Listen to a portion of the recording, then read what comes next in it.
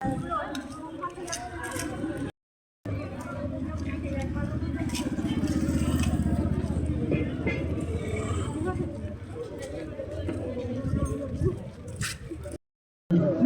জিলাৰ বিভিন্ন প্ৰান্তৰ পৰা হিন্দোল ভাঙি শ্ৰমিকসকলক শ্ৰদ্ধাঞ্জলি জনাবৰ বাবে আমি সমবেত হৈছোঁ।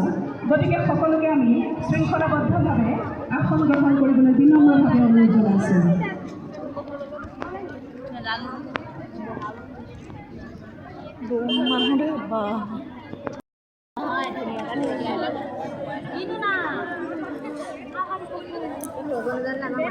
পৰামৰ্শ ল'ব লাগে।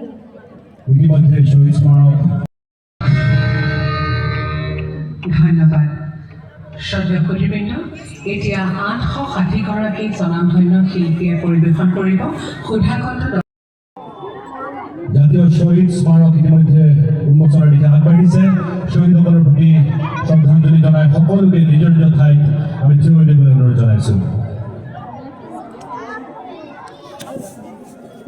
জাতীয় শ্বহীদসকলৰ প্ৰতি শ্ৰদ্ধাঞ্জলি জ্ঞাপন কৰি আমি সকলোকে নিজৰ ঠাইত